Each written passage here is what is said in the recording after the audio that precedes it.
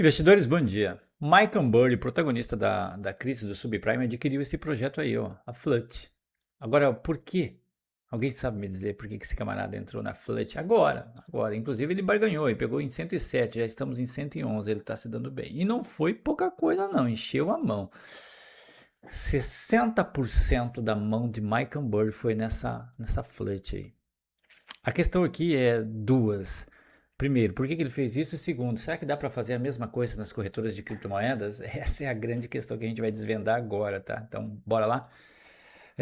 As notícias não poderiam ser as piores para o mercado em geral. A crise se intensificou lá no Oriente Médio, depois dos desacordos. E dessa vez, nessa madrugada, os Estados Unidos acabou atingindo todas as linhas ferroviárias do Irã, neutralizando qualquer sistema de ajuda que o Irã poderia receber da China ou da Rússia. O Irã disse que vai retaliar, essa baboseira toda que vocês já estão acostumados. Só que isso empurra o mercado para baixo, infelizmente. Tínhamos um mercado bastante confiante e ascendente, Bitcoin já em 64, e de repente, do nada, o Irã começa a arrumar treta lá com o cabelo amarelo de novo, e aí as coisas saem do controle, e aí a gente volta a ter um mercado um pouco mais pessimista. De acordo com aquele vídeo que eu passei para vocês na semana passada, em que eu falo sobre um possível crash em 2027, eu fiz mais um estudo ontem, larguei no Instagram, se eu fosse você assistir, vale a pena. E nesse estudo eu comparei a crise de 1929 e 1987. E acredite, a crise de 1929 começou por conta da queda no valor do dólar, das tensões contra o Irã e a alta taxa de juros. O, o CPI saiu ontem, né? E, e a inflação, o consumidor também, né? O índice de desemprego veio tudo dados que não corroboram com corte e sim com aumento na taxa de juros. Então a gente tem o mesmo cenário daquela loucura que aconteceu em 1929, depois o crashzinho de 1987. Tomara que não estou aqui trazendo o Cavaleiro do Apocalipse, estou fazendo o que eu faço, que é análise gráfica, comparando dados e estudando a história. Basicamente é isso. Qualquer grafista, é isso que se espera de um grafista. É a mesma coisa que você não querer ouvir de um professor de história. História. Quando a pessoa se coloca como professor de história, o que você mais possivelmente vai ouvir é ela falar para você de dados que ela estudou sobre a história. Um grafista é a mesma coisa. O que o grafista faz? Analisa o gráfico. Tu consegue analisar gráfico futuro? Não, né? Não existe, né? Pera aí, deixa eu ver como é que estava o Bitcoin em 2028. Você vai fazer o quê? Analisar o passado. Então é o que se espera de um grafista. A mesma coisa que se espera de um professor de história. Analisar gráficos e padrões. Tá bom? Então eu não sou o cavaleiro do apocalipse, eu sou o mensageiro. Paul Tudor Jones. Estuda a história desse cara. É o mensageiro, né? Esse camarada fez um documentário em 1986 alertando que teria o crash em 1987. Ele gravou um documentário um ano antes. Nesse documentário ele trouxe os padrões de 1929 para 1987 e mostrou que as pessoas estavam dentro do mesmo padrão. Como consequência, ele foi considerado como Cavaleiro do Apocalipse. Pode pesquisar aí para você ver. Todo mundo falava Cavaleiro do Apocalipse, né? O Cavaleiro do Apocalipse faturou 100 milhões de dólares no primeiro dia de crash. Estava posicionado para isso. E o restante? A gente nem sabe das histórias, né? Os que chamaram de Cavaleiro do Apocalipse. Você conhece algum? Não sei. Não teve relevância nenhuma nessa história, né? A relevância teve quem teve preparado, né? Então, não é uma coisa, eu sou apenas um mensageiro aqui, cara. Então, sem essa de Cavaleiro de Apocalipse, tá? Apenas passando a mensagem. Mas eu recomendo que você assista. Tem o vídeo aqui no YouTube, acho que é o meu penúltimo vídeo, mas tem no Instagram também, os últimos dois vídeos falam, eu trago esse padrão, e a gente está num padrão bem parecido, assim, é quase que um espelho da situação toda de 1929 e 1987, que foi quando o povo fez a comparação dele. Então, uma situação, um cenário bem parecido. E agora piorou, né? Eu achei que o problema no Oriente Médio já estava resolvido, então isso iria um pouco de contra ao padrão que a gente estava levantando aqui sobre essas grandes crises. E agora, infelizmente, o negócio piorou. O Trump acabou dizendo que não tem mais acordo com o Irã, acabou, não tem mais conversa com eles, agora vai fazer de tudo para ferrar com eles. E aí a gente tem o triângulo completo que precisa para a gente se colocar no mesmo cenário de 1929. Dólar desvalorizando, a China usando o Pix, Trump enlouquecido que não sabe como que vai fazer para impedir que a China coloque o Pix dentro das suas plataformas digitais, já está colocando. Isso enfraquece e muito o dólar, imagina. Pix sendo negociado globalmente. Trump desesperado com isso. Agora Trump vai ter que ir até o fim com o Irã. Então a gente tem desvalorização do dólar, a gente tem aumento no emprego dos Estados Unidos, o que significa inflação e aumento na taxa de juros. Então é o triângulo completo para a gente voltar para dentro daquele, daquele dilema que a gente estava antes aí, tá? Com relação a uma possível crise forte de 2027. Então tem conteúdo já para você estudar, mas eu vou continuar atualizando. Ontem eu fiz um vídeo explicando detalhadamente no Instagram e aqui dentro das minhas comunidades como que as pessoas fizeram no passado para sair com o mínimo de impacto negativo desse cenário maluco que aconteceu. Tá bom? Bom, vamos lá então. Como fazer a mesma escolha que Michael Burry, não é Burry, é Burn, né? O cara do fogo, o Nero. Michael Burry ficou conhecido pela a grande jogada lá na crise do subprime, mas especialistas falam que ele é permanentemente pessimista, então por isso que eu chamo ele de Michael Burry. Que o cara tá sempre apostando contra tudo. E dessa vez, do nada, o cara, no período em que tá todo mundo achando que a gente realmente tem uma crise pela frente, em 2027, seria o impacto primordial dessa crise. Temos Copa do Mundo, ninguém vai querer uma loucura acontecendo nesse meio tempo, né? Mas tudo bem, voltando aqui pro Burr. Ele, cara, me compra 60% disso daqui, cara. E aí, o que é isso daí que ele comprou? Você sabe me dizer? Bom, tem como fazer isso dentro das corretoras de criptomoedas? Veja bem, a gente está vivendo uma atualização das corretoras de criptomoedas, que eu arrisco a dizer, não estou fazendo merchan para ninguém aqui, estou sendo sincero, eu arrisco a dizer que isso vai ser o futuro das negociações. As corretoras de criptomoedas estão tentando englobar tudo dentro delas, tudo. De maneira que você não precisa de um home broker brasileiro, ou de um home broker espanhol, ou de qualquer outra coisa para poder fazer qualquer tipo de negociação. Você entra na corretora de criptomoedas e faz a negociação que você quiser com o que você quiser. Ações, títulos, enfim. Então, tem corretoras que estão 100% focadas nisso, tá? E eles se autodenominam de corretoras intermundiais, alguma coisa assim. Eu sei porque no evento que eu fui da BitGet, eles falavam, a BitGet fala muito que ela quer ser e está investindo pesado para ser a maior corretora intermundial, ou alguma coisa assim.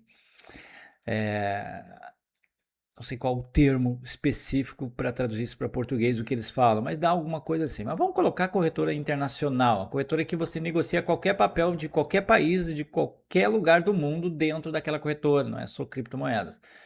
Então a BitGet tem forçado bastante a barra nisso. Então você já consegue comprar a grande maioria das ações dentro da corretora BitGet sem precisar sair de lá, com as mesmas taxas que você pagaria em qualquer outra corretora tradicional.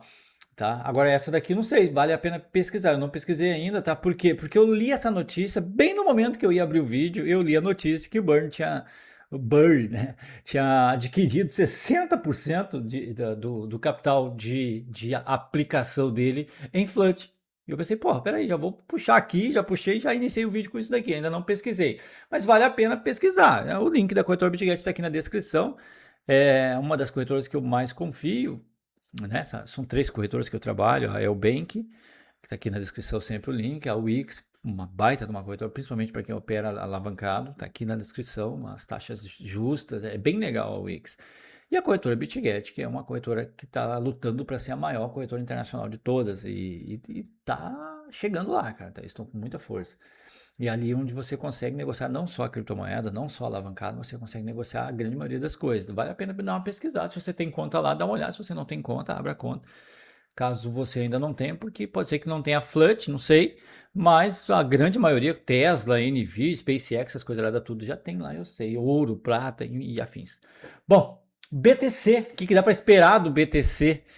Eu fiquei com bastante medo dessa loucura toda que intensificou lá no Oriente Médio e vi que alguns ativos que estavam bem alinhados para uma alta estão corrigindo, infelizmente. E agora já mudou o cenário. Tu olha para o ativo, tu não vê aquele gatilho de alta, tu já vê rompimento de linha de tendência e um cenário um pouco mais turvo. Então, vale a pena reavaliar, tá, galera? Reavalia. tá? Eu já vou passar já já uma reestruturação dos nossos pontos de entrada, que graças a Deus estão bem, estão com lucro, porque a gente entrou quando o Bitcoin estava em 59, então já. Mas eu vou passar uma reestruturação aí para a galera, para a gente executar boa parte daquilo que a gente está pendurado e deixar só aquilo que ainda tem estrutura de alta pendurado. O restante a gente vai executar por lá fora. Afinal de contas, não queremos devolver para aquilo que a gente conseguiu, tá? E essa estratégia nossa é uma estratégia recente, faz 8 dias, 9 dias que a gente embarcou. Então, pô, teve ativos que deu paulada, né? Como a ZEC, a LDO e tantos outros aí que a Link explodiu, bum! E aí devolveu um pouco. A ZEC e a LDO, tenho certeza que a galera conseguiu pegar todo o movimento e sair fora, porque eu falei, ó, galera, vocês aproveitam que tá na estica e pulam fora que vai devolver. Mas alguns outros que a gente tá vendo muito bem, devolveu um pouco, mas ainda estamos com bom lucro, então eu vou pedir pra galera encerrar alguns deles e o restante a gente vai continuar, tá? Você pode participar dos meus grupos também. Só escolher qualquer uma das salas aqui, sala 1, sala 2, sala 3, e aí você vai ter todo o meu posicionamento lá. Bom, falando de BTC, então vamos para ele, para entender o que é que dá para esperar. Vamos para o gráfico diário primeiro, se a ferramenta aqui me permitir. KBTC até aqui. O algoritmo foi majestoso aqui no Ethereum, né? Acertando a mosca aqui. Esse algoritmo é o que eu utilizo para operar alavancado, galera.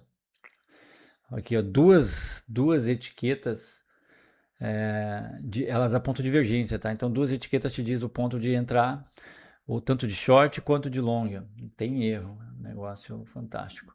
Mas, infelizmente, eu tô com um problema aqui, eu acho, na ferramenta TradingView. Parece. Deixa eu ver se eu consigo restabelecer minhas conexões aí. Bom, galera, agora deu. Gráfico do Bitcoin, gráfico diário. Ainda estamos num padrãozinho de queda, né? Deixa eu ver aqui. Parece que a gente está desenvolvendo um canal aqui. Ó, tem um rumo aí, né? Pelo menos tem um rumo. 64, 65. A gente, eu acho que tem uma linha de tendência aqui, ó.